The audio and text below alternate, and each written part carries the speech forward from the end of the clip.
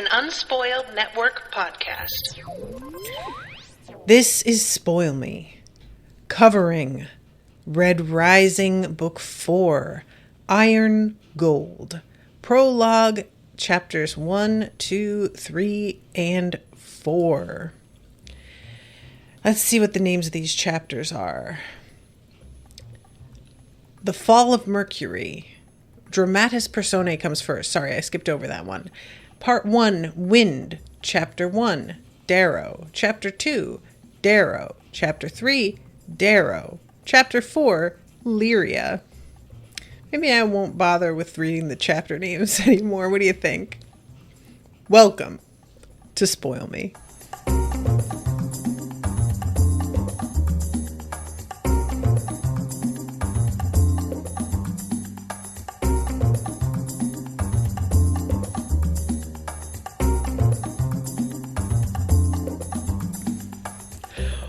Welcome to the show, everyone. I am Natasha.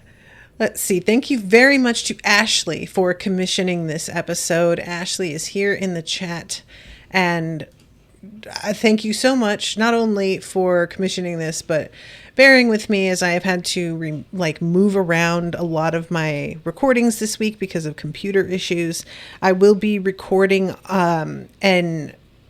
I was going to say a Red Rising and then corrected myself, but technically it is an Iron Gold episode on Saturday at 1:30 Central Standard Time. So that's way off schedule from what I usually do, but I just wanted to let people know here in case you're not able to usually come to the evening ones, but something on Saturday works for you. Maybe you'll be able to come to one for a change. And I'm really going to try and make an effort to get these episodes posted before the recording, but I don't know that I will be able to because I'm catching up on a lot of stuff. So this book, you guys, what a tonal shift it feels like we're having.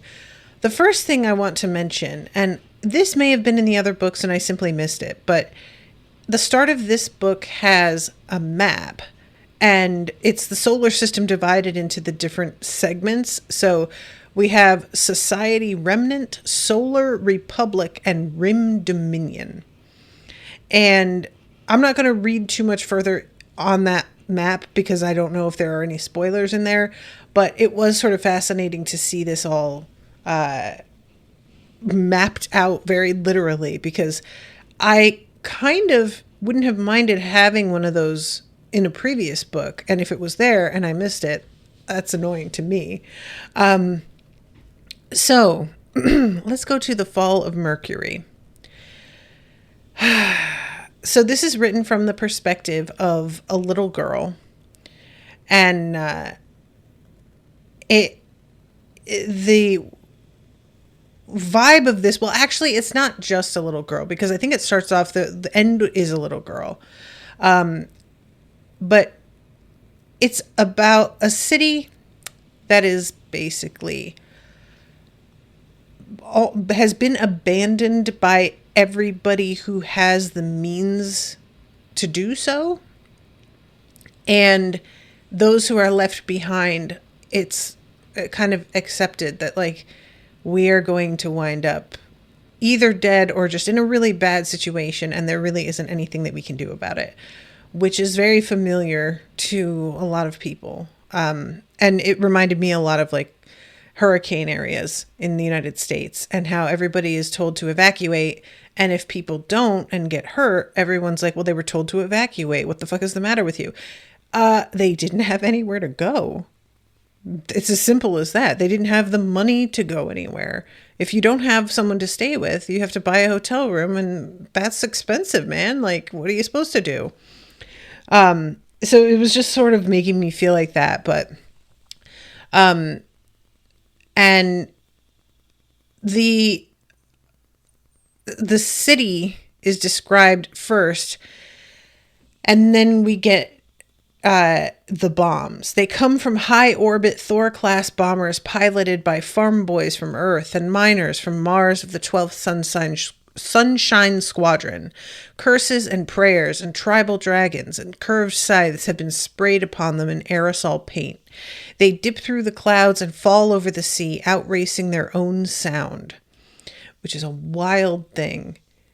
Y'all, there was a meme that I saw the other day, and it's like, it's not really funny, but it is for the context of it, because it basically said, when I say that my mind, when ADHD people say their brain is faster than a neurotypical's, this is what they mean. And it was a caption under a picture of a plane. In 1953, due to high speed, the F-11 fighter shot itself because it was faster than its own bullet. Which, yeah, that's how it feels. That is honestly how it feels. So, the first bomb destroys the Hall of Justice on Tyche's, I think it's Tyche's, Vespasian Island. Then it burrows 100 meters into the earth before detonating against the bunker buried there, killing all inside. The second lands in the sea, 15 kilometers from a fleet of refugees, where it sinks a Society warship hiding under the chop. The third races over a spine of mountains north of Tyche when it is struck with a railgun round fired from a defense installation by a gray teenager with acne scars and the charm of a sweetheart around its neck. I don't know what it is about those details that makes this instantly feel like a complete person, but it does. And then the Reaper. Silent, he lies encased in man-killing metal in the belly of a starship called the Morning Star. And this is all Darrow being described in third person. And the overall, like, energy of how exhausted by all of this he is. He just wants this to be over. And it's been 10 years. And he is 33, and he is still here. That is a really sobering opening. It's like, I don't know what I was expecting in terms of like the POV, and we are getting a shift clearly because the fourth chapter is from a different person's POV, but I think I expected, with this being like a separate series, that we weren't going to be in Darrow's head at all, or if we were, it was going to be much less frequent than everyone else's. And it's certainly possible it is less frequent. We open with him and maybe we just don't really come back to him that often, and he's just our touchstone to start the book off. But I had sort of thought that maybe it would be a similar thing to what is happening with the Vorkosigan saga, where we jump ahead and now we're in their son's perspective. And I had sort of been like, I don't know about this at first, and then immediately was like, no, this was a great idea. So when this opens in this odd sort of like distant feeling third person, which is never how the books have opened before, I was very much like, oh, okay, maybe all of these, are going to come together and be a tapestry of different POVs. And it still may be, but I was just surprised at how sad it felt immediately out of the gate. Everything is in bad shape. People are worn down. And there is a real sense to me of like, not necessarily if this is running through the populations, although I'm positive it is, but more for the reader. You were cheering on this revolution. Does it still feel like it was worth it?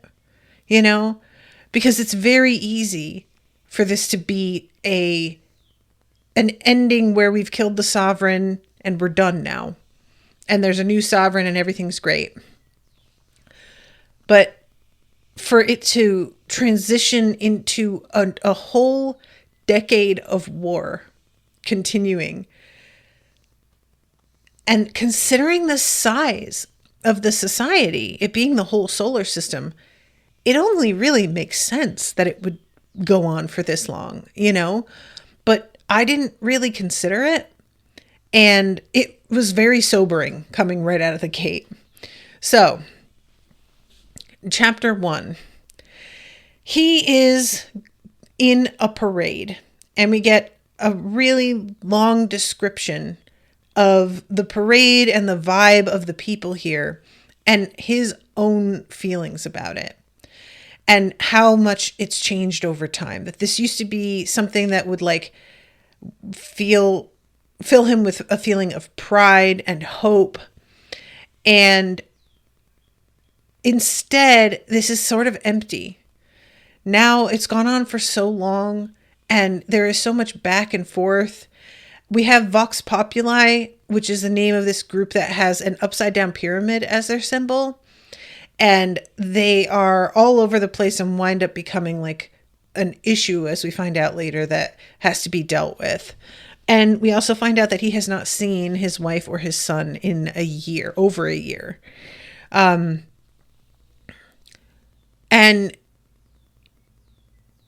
just the sense of, I don't want to say hopelessness because I feel like that's not quite accurate. But Darrow is growing a little bit cynical in a different way than he's always been cynical to a degree, but there has been an underlying sense of hopefulness and a really strong sense of justice that has made it feel like that cynicism is a leavening, so that he isn't floating off into the stratosphere with his idealism. And now, after all of this time, it is starting to be like, maybe it's time for you to step back. Later on, when he's talking with Mustang, and she suggests that, I was like, I'm not sure that's such a bad plan. I understand how responsible you feel for all this and how it might seem wrong to do that. And it may be wrong, to be honest. But honestly, like, sometimes you just gotta care for yourself. So he says, waiting at the foot of the stairs is my 7th Legion, or the remnants of it. 28,000 men and women where once there were 50. They stand in casual order around a 14-pointed ivory star with a Pegasus galloping at its center, held aloft by the famous Thraxa au Telemanus, the hammer. After losing her left arm at Atlantia Augrima's razor, she had it replaced by a metal prototype appendage from Sun Industries. That sounds dope as hell. And we find out that he called for an iron reign after being told no by the Senate. And he went ahead and just did it anyway, and he won. It worked. But I'm really curious what you guys felt when you read that. Because as soon as I saw that he was going against the Senate that he has sort of been helping to put into place, I felt a little bit sick to my stomach.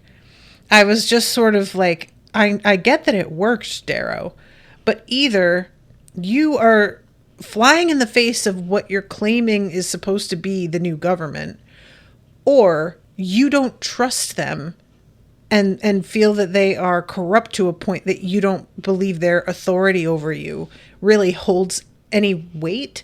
And either way, that seems like a pretty bad fucking situation to me. I don't want Darrow to be a complete slave to authority figures now that he has turned this corner and begun to be part of the government.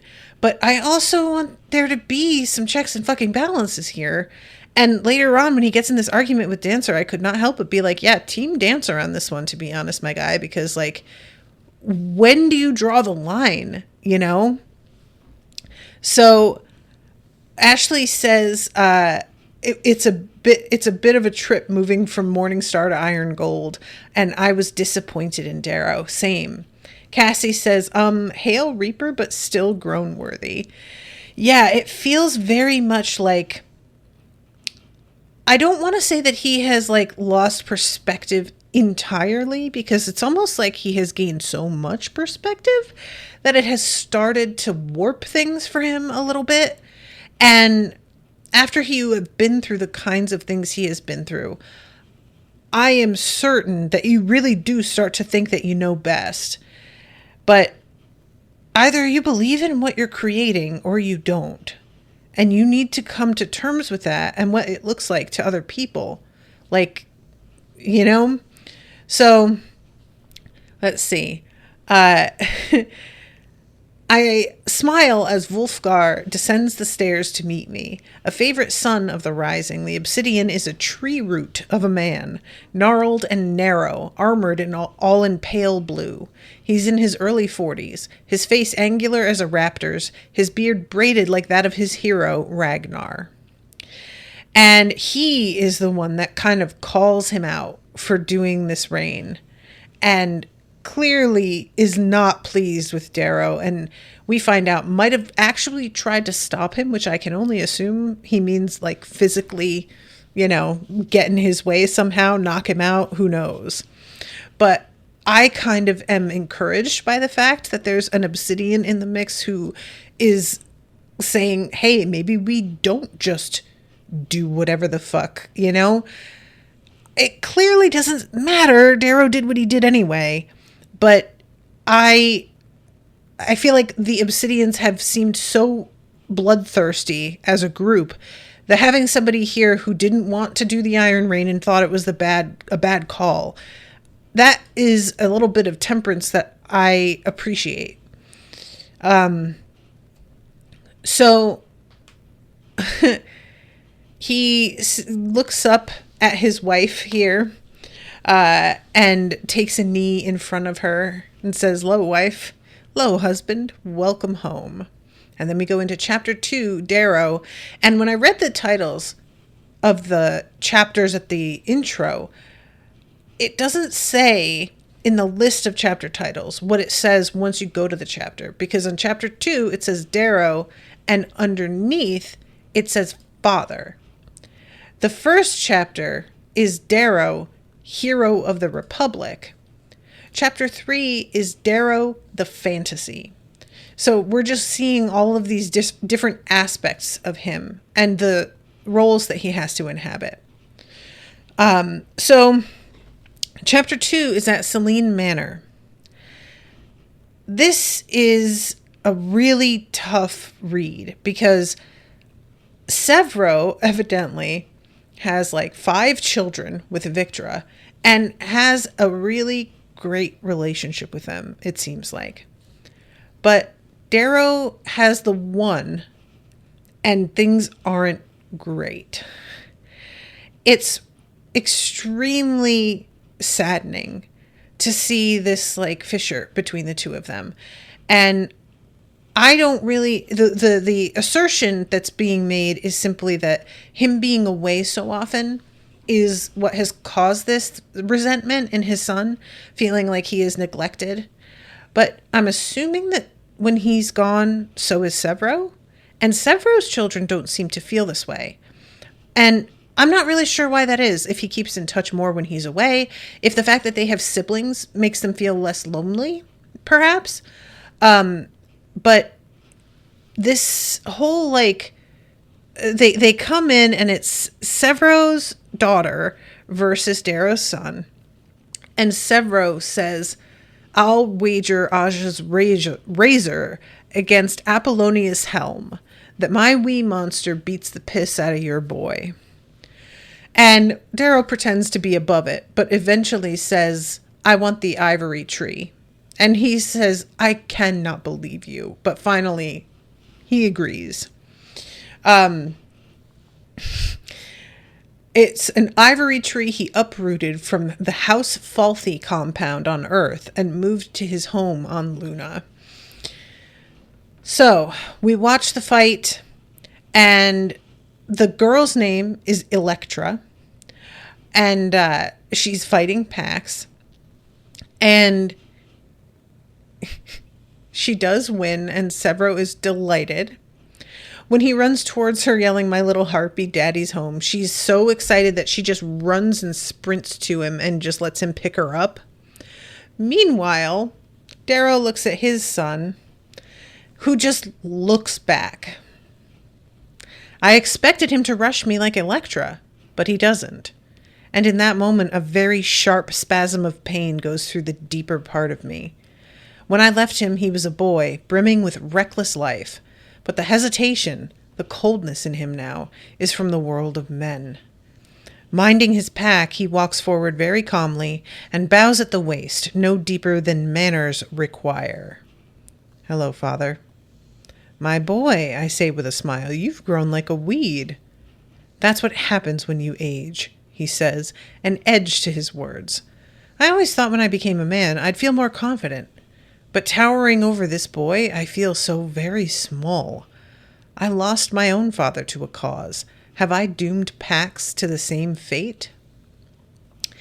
And he has a conversation later. It's Niobe and Thraxa, who are assuring him it's just that he misses him and that really you should be, like, in a way glad that he is so upset when you leave, because that means he wants you around and he really cares about you. And I mean, I can't decide how. I have to assume that's, like, pretty much true, but I don't know. Just a year away, and I'm saying just a year, that's a long time to a kid. You know, that's a really long time. So I do have to acknowledge that.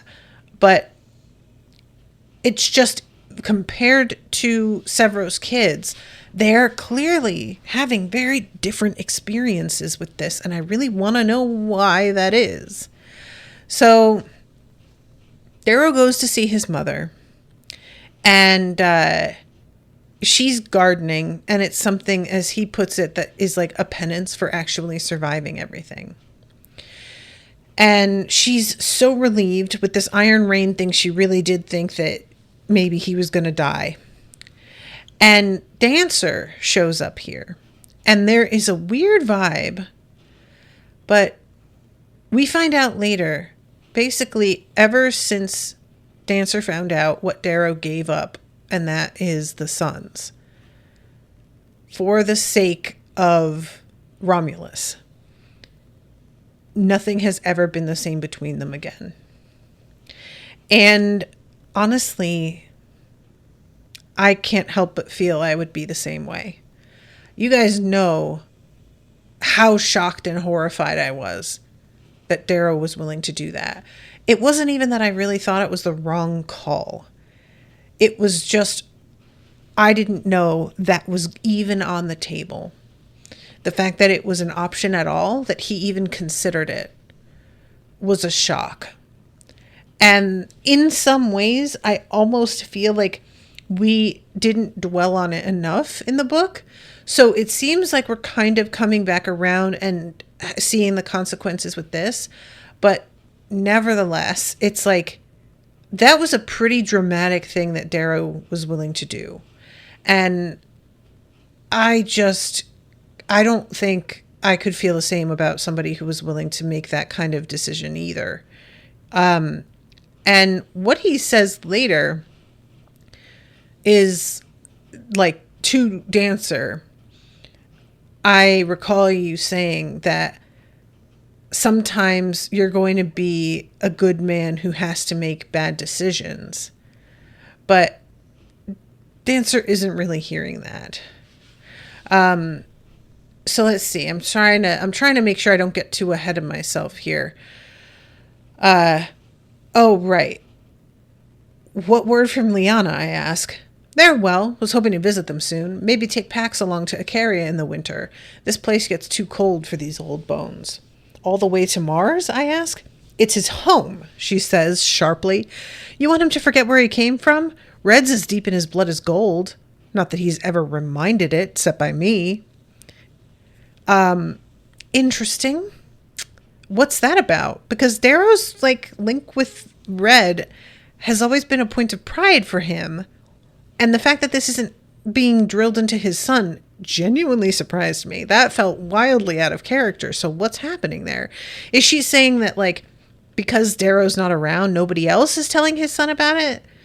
Maybe that's what she means. That it's like, well, in your absence, who is going to want to remind him of that? Because nobody else thinks that that's something to be proud of, really. You know, we're in the midst of golds, mostly. So, yeah. Victor and the girls will come for a spell, too. Though I do have some business in Hyperion at the end of the week. with the Senate asking for more men. I sigh and look at Dancer. Infecting my mother with your politics now? He laughs. Deanna certainly has a mind of her own. With both of you in my ears, I'll go deaf, she says. Plug your ears, Sever replies. It's what I do when they jabber about politics. Dancer snorts. If only your wife did the same. Careful, boyo. She's got ears everywhere. She could be listening now. Why weren't you at the Triumph? I ask Dancer. Please. We both know I've got no stomach for pomp, especially on this damn moon. Give me dirt and air and friends. So this is when they break off and talk a little bit. He asks Darrow, how are you doing? And I seriously want to know. And Darrow confesses that he is really exhausted. He's having trouble sleeping. And Dancer says that he pisses the bed. And that he wakes up. He doesn't actually remember the dreams, but evidently, and it says he was in the thick of the fighting to free Mars. The tunnel wars there were even nastier than the block fighting on Luna. Even the Obsidians don't sing songs of their victories in the tunnels. The Rat War, they called it. Over the course of 3 years, Dancer personally liberated over 100 minds with the Sons of Ares. If Fitchner is the father of the Rising, it'd be fair to call Dancer the favorite uncle, despite the dissolution of the Sons of Ares. And when Darrow suggests medication, he says, I don't need that. My wits are more important than a dry bed.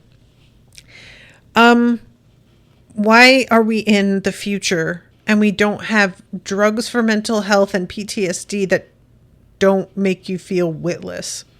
That feels like we really should have that. So either he is just has a bias against this kind of medication, or I don't know. And it says Darrow is thinking on that we agree. And I was just sort of it feels really weird that you don't agree. If anything, acting like I need my wits about me. Well, sir, I'm just going to say, if you're pissing the bed because of bad dreams, maybe you don't have your wits right now. And maybe drugs will give them back to you. Maybe that's how that works, because I just am very tired of mental health being treated as if it's just a purely a force of will can overcome it. That's not what happens. Your body changes the way it copes after trauma, and you are not going to be the same person. So shut up and take some fucking drugs. Enough already. Let's see. Only when Mars and her moons were declared free did Dancer give up the gun and take up the senatorial toga to found the Vox Populi, the voice of the people, a socialist low-color party to counter what he saw as undue gold influence over the Republic. It's a bloody damn thorn in my boots every time he gives a speech on proportional representation. If he had his way, there'd be 500 low-color senators to every gold senator. Good math, bad reality. I want to know why that's a bad reality. You guys are running a solar system. 500 senators? Okay. So? Go ahead. It just... I don't know. It just feels to me like there should be a way to make that work. And maybe if you feel like proper representation for the people is too cumbersome, your government shouldn't be as big as it is. Maybe you shouldn't be running everything you are. This is just, for me, I feel like, well, that's telling. That's a you problem. That seems like, once again, Team Dancer. I just don't, I can understand feeling like that's a really bad sort of situation to have in our current government with the way that it works. But if we're doing something at a literal planet-wide level a lot of the time and more, I don't see why we don't have more people involved, because you're dealing with the fates of a lot more people. So perhaps that's proportional. I don't know. So they talk about how long this is going to stretch out. And Darrow says it depends on how much you're going to stop me getting the men I need. And basically is like, you're the one fucking it up. And Dancer tries to say that I'm the mouth of Vox Populi, but not the brain. And basically Darrow is like, don't fucking play with me. I know that's true. That you're the one behind a lot of it. And then he starts talking about the Senate and the fact that he disobeyed. And again, I agree. And he says something about a tyrant. When the law is not obeyed, the ground is fertile for tyrants. Darrow, I felt like it was very clear what he meant, but Darrow misunderstands. And I'm putting that in quotes.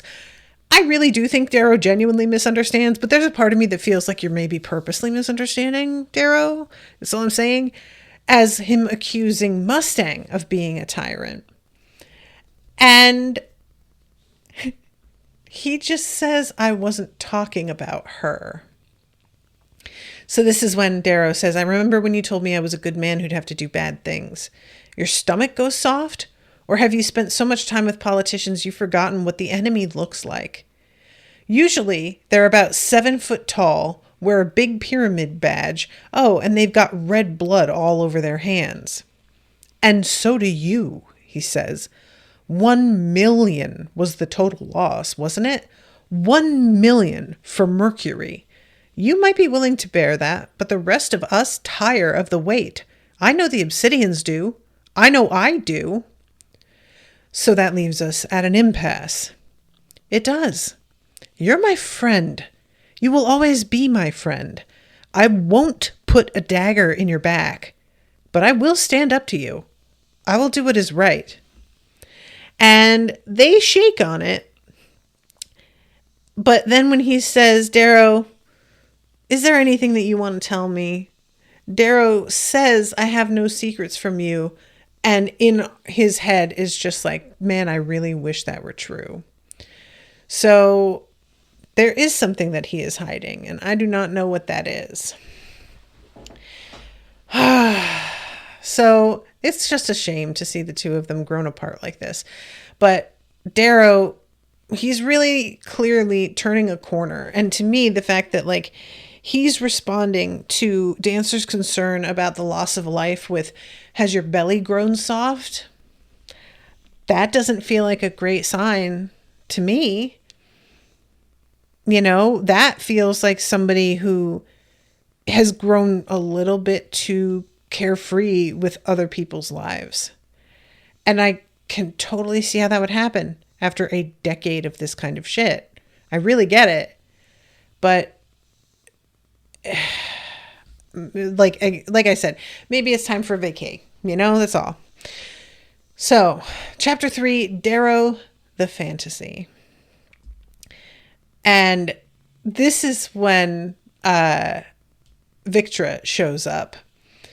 I really am delighted at the way that this has gone. My old friend Victra, immaculate in a high-collared green jacket threaded with gemstones, beams devilishly across the patio at me. She's 7 months pregnant with their 4th daughter. And I love it. She comes up to him and he hugs her and she squeezes his butt so hard that it makes him jump. I love it so much. So again, I just really want to like mention, guys, and this is not a direct criticism of the book itself or this world building so much as an acknowledgement of how different it is depending on who's doing the writing. But the other series that I am reading that is also like a sci-fi fantasy is very big on like the changes that are made to giving birth to children and the variety of alternatives there are to like just carrying the child within your body.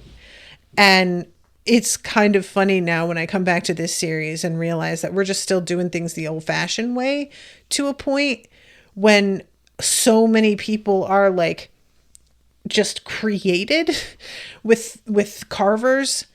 It really feels like that should be something that's you've got other options for.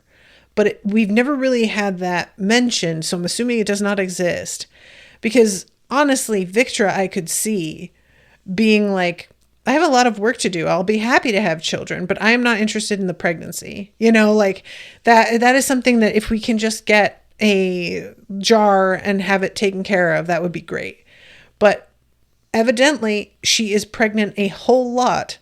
So, all right then. And she talks about the mechanics union being on strike again. And Mustang asks what they want, and she says higher wages, better living conditions, the usual tripe. They say it's too expensive to live on Luna with their wages. Well, there's plenty of room on Earth. How ungrateful of the unwashed peasants, my mother says. I detect your sarcasm, Deanna, and I'm choosing to ignore it in honor of our recently returned heroes. I don't know that that was sarcasm.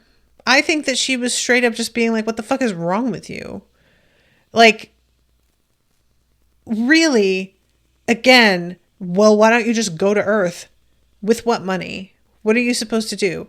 And she's saying like, well, at least I'm not like fucking them up like my mother would have. But you're still fucking them up. It's just a little bit less brutal. You know? I don't know. Victra does agree unions are at the heart of fair labor. It's the only thing Quicksilver and I agree upon, which that is so wild because you guys remember the like speech that Quicksilver gives about capitalism. And I'm not saying that you can't support capitalism and support like unions because of course they have to go together. That's how that works. But in some ways, it does feel like if you believe in unions, you're almost seeing the point of why capitalism isn't great.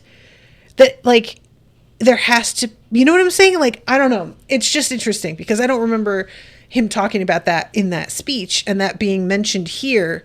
It almost feels like we're just going to like retcon a little bit, you know? So it turns out too that like the boys all have huge crushes on her as well. So there are guys like clamoring to wait on her. And one of them is Darrow's son. And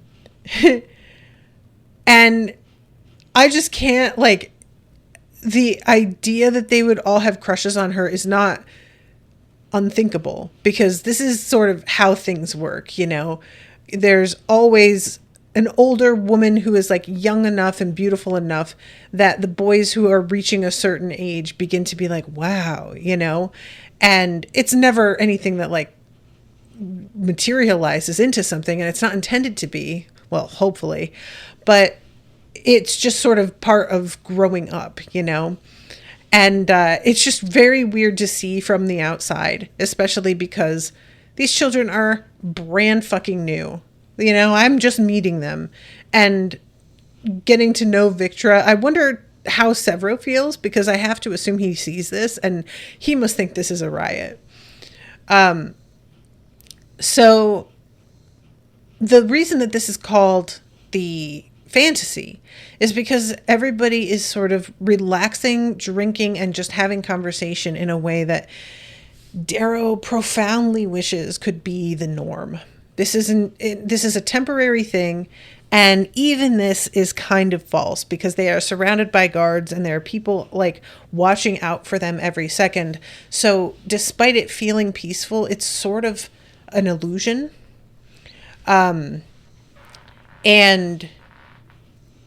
this is something that I think about a lot, especially with people like former presidents, for example, because they always still have Secret Service on them. It seems after you leave office, you're still treated as like not the same as if you were in office, but there is a sustained concern and how much that must just alter your whole life. And I'm sure you get used to it, but it's just a wild thing to consider that like applying for a certain job and now you're like gonna low-key never be alone again if you get it. And what a weird experience that has to be. So let's see. Oh, we get a little mention of Mickey, and Daxo says you'd have to pry the decadent sprite away from his laboratory. Not to mention his admirers. He brought quite the menagerie to the opera last September. It was a bit like a Hieronymus Bosch painting come alive. One of them was even an actress. Oh, God. Even now I feel it slipping through my fingers like that faraway sand. I sense the house Augustus Lion guards out in the darkness of the forest, watching the sky, the shadows, helping us stay inside the fantasy a moment longer. Mustang catches my eye and nods toward the door. So he goes in and sees her, and there's a really nice moment here, you guys. I loved this. She doesn't look up as I approach. I stand behind her, considering better of speaking, and slide a hand through her hair. I knead my thumbs into the muscles of her neck and back.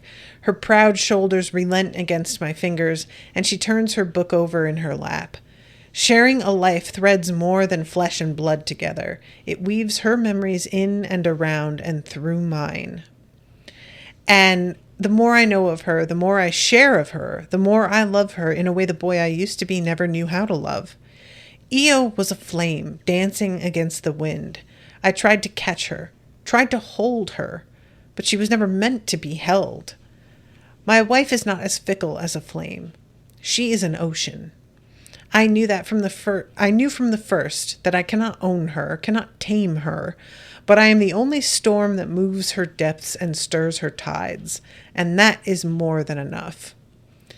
And I really like that reflection, and I also love just like him massaging her and putting his hand through her hair and kissing her neck, and like the slow, languid luxury of being able to take your time with each other like this, you know, because they just so rarely see each other. And when he says Dancer was here, she's like, yeah, he's not happy with you. I warned you. Luna's changed since you were gone. The Vox Populi can't be ignored any longer. When they passed a resolution, you spat in their eye. Do they have the votes? I don't know why I keep misspeaking, you guys. Do they have the votes to block my request? They might, even if you apply pressure. You mean even if I clean up your mess? I made the right decision, I say. I know I did. You know I did. They don't know war. They were afraid of being held responsible for failure. What was I supposed to do? Comb my hair while they protected their reputations? Maybe you should learn from them. I'm not going to hold a poll in the middle of a war. You could have vetoed them. I could have, but then they'd cry I was protecting my husband, and the Vox would gain even more supporters. Copper and Obsidian are still in play? No, Caraval says the Coppers will back you. As goes Sephi, so go the Obsidian. What will she choose? You know better than I. I don't know, I admit. She was against the rain, but she came with me. She's silent at that. You think I've shot us in the foot, don't you? Does Dancer have anything else he can use against you?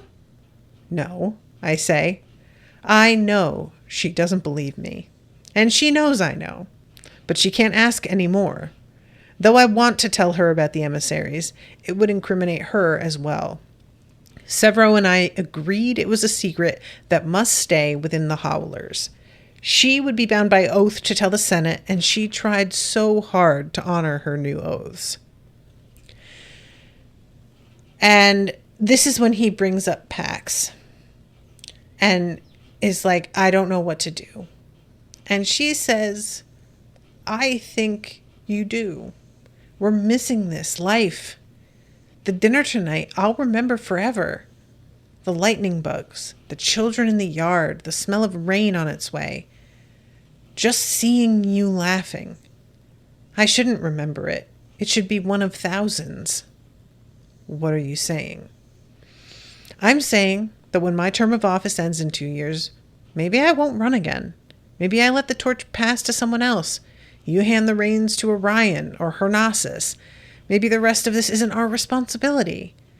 We'll go back to Mars and live in my estate. We'll raise our children with your brother and sisters and put our lives into helping our family and our planet. And each night we'll have a dinner like this one. Friends could come and go in our house whenever they pass through. The door would always be open. Her words carry away into the night, into the arms of the swaying trees, along with the current of the wind and up into the sky, where it seems all fantasies go. But I sit cold as a stone beside her, because I know she doesn't believe any of this. We've played the game far too long to walk away. I take her hand, and as my wife is quiet and the fantasy drifts away, our familiar friend, Dread, creeps onto the balcony with us, because deep inside, in the shadowy chasms of ourselves, we know Lorne was right. For those who dine with war and empire, the bill always comes at the end. So, apparently, Dancer has called an emergency session of the Senate, which I have to feel like this is meant to be his hearing, means that Darrow is in some trouble. But we don't see that, because then we go into chapter 4, Lyria. I just want to mention, like, this moment here, and the fact that she's saying all of this and trying to enjoy the fantasy, and he is so unresponsive and unwilling to play with her, like play along, you know? It's really, really sad and hard to read. Like, I completely understand why you would reach a point where you can't really tolerate this kind of thinking, even in a hypothetical, because it feels like, why are you tormenting us by describing a life you know we're never going to have? But the fact that he has reached a point where he's so certain it's never going to happen, that's the part that's just really, really saddening. So then we go to Lyria. And Lyria is a red, and I finally get the thing that I was saying at the end of the last book I was a little sad I never got, which is getting to see what it was like for the reds to come up to the surface. Now, we don't actually get to see the moment when she's told that the place has been terraformed successfully and that people are living on the surface, but we get to see the moment where she is brought to see the sky for the first time. And it says, took 6 years from the death of the sovereign on Luna for the rising to push the last of the gold off our continent of Cimmeria. 2 more years for them to finally free our mine from the gray warlord who set up his own little kingdom in their absence. Then the rising came to Lagalos. Our saviors looked more like manic laurel-tide jesters than soldiers draped with trophies of gray and blonde hair and iron pyramid badges. Sling blades and spiked helmets were painted on their chests, and standing at their front was a weary, bearded red man, old enough to be a grandfather. He had a large gun in one hand, and in the other a tattered white flag with the 14-pointed morning star. He wept when he saw the bloated bellies and skeletal evidence of our starvation under the gray warlord. His gun dropped to the floor, and though he was a stranger to us, he came forward and hugged me. "Sister," he said. Then he hugged the man beside me. "Brother." 4 weeks later, kind-faced men and women wearing white helmets and 14-pointed stars on their chests took us to the surface. I'll never forget their eyes. They were yellow and brown and pink. They had bottles of water, sparkling sweet drinks, and candy for the children, and they gave us clunky goggles marked with winged feet to cover our cave eyes from the sun.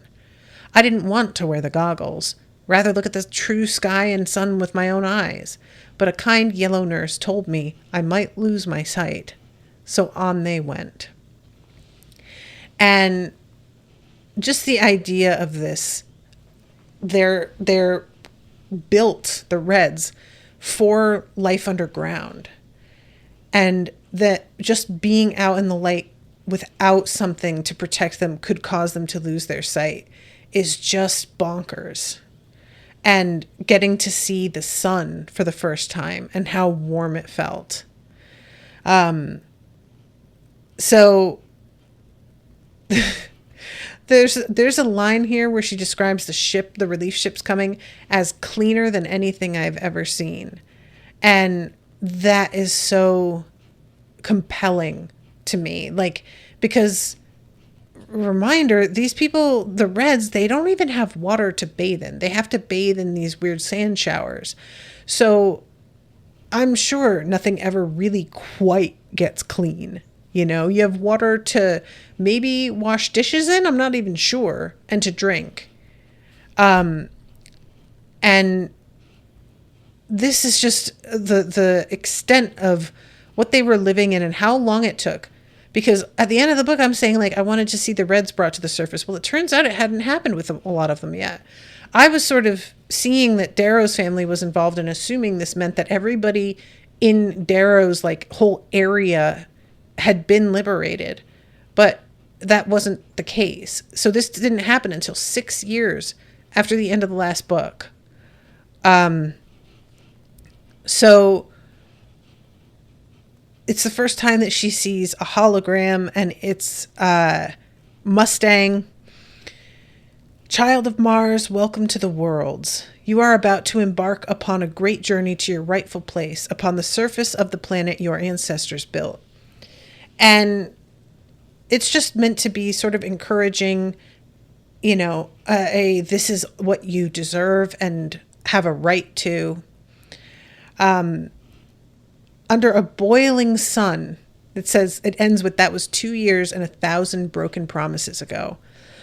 Under a boiling sun, I hunch over the scant piddling river beyond Assimilation Camp 121, my back bent and fingers crooked as I rub an abrasive brush into a pair of pants soiled by Ava's work in the slaughter yards where she kills cattle to fill our pot. My arms, once ashen brown, like most from Lagalos, are wiry and now baked dark by the sun and bitten ragged by the bugs that rise up out of the riverbed mud. The summers of the Cimmerian plains are humid and thick with mosquitoes. I swat 3 away that have found a gap in the lighter flour paste. And, guys, I'm living in Texas. It's July. That's very real. The fucking mosquitoes here are the size of hummingbirds. It's out of control. And the description of this, like, just from one hell to another, it's a different type of hell, you know? And the extent of, like, the poverty and how it just remains is very demoralizing. Like, to me as a reader, I mean, you know?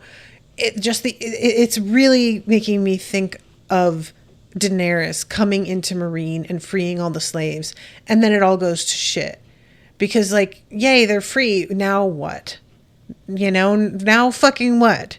We don't have a plan, and we don't have the resources to dedicate to organizing the sheer number of people that we are now responsible for.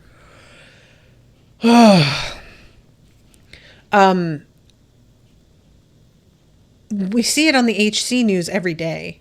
Red Hand, raids on helpless camps. Sons kidnapped, fathers killed, the rest savaged. They claim they're bringing justice to my clan for being the pets of our former oppressors. Ava believes the Republic will stop the Hand, that the Reaper will come with his howling legion and smite the bastards right and good. She's always been a pretty fool. The Reaper hasn't even been to Mars in years.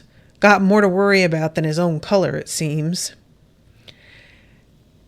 And my brother Titan is out there amidst the stacks, face wrapped like the rest, squinting into a blaze for 1 token an hour. In the mine, all he wanted was to be a helldiver. It's all any of us wanted to be. I used to sneak downstairs late at night and don my father's work boots and his helmet and sit at the dinner table with forks and spoons pinched between my fingers, acting as if I were running a claw drill. But then, my da fell into a pit viper nest and lost his legs. Soon after, Mum died, and the rest of da went with her.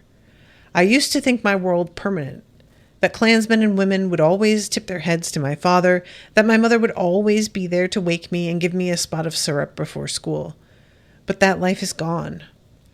More miners are lured up every day by the promise of freedom, and in their wake, the mines are bought by big companies from big cities and manned by robots stamped with a silver heel, just like ours was. They say we're to receive a share as soon as it makes a profit. We've yet to see so much as a half-credit chit. A throaty din rises from Assimilation Camp 121 as I enter its open gates. It's a muck-soaked town of plastic, tin, and dog shit. 50,000 of us now in a place meant for 20, with more coming every day. Gloomy squadrons of mosquitoes buzz low over the soup of the streets, searching for meat to suck. All the lads old enough for the Free Legions have gone to war, and those boys and girls who stay behind work shit jobs for food tokens so the old don't starve. No child dreams of being a helldiver anymore, because in this new world there are no helldivers left. That is grim, kids! My God!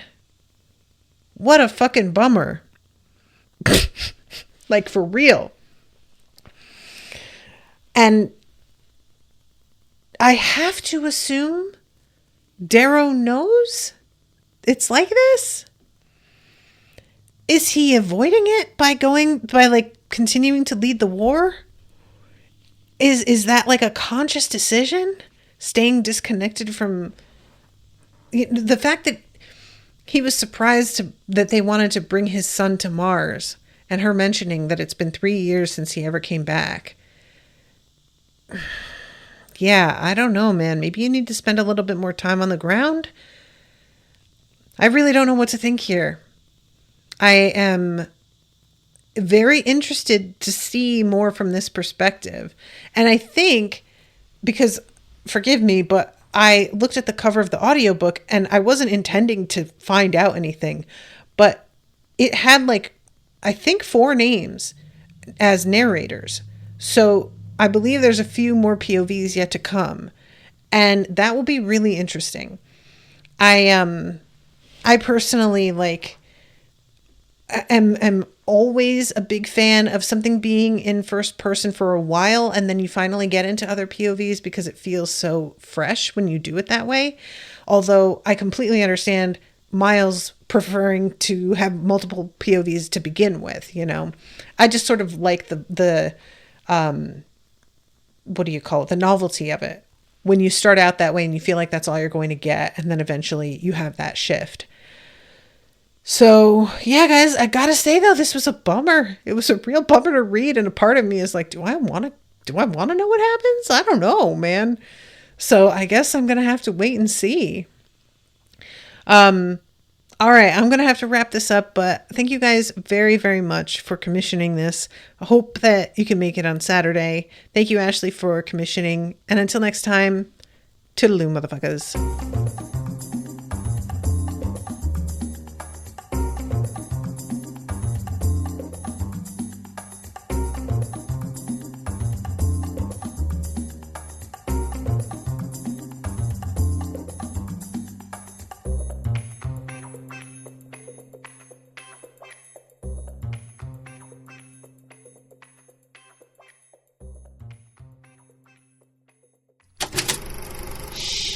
That was an Unspoiled Network podcast.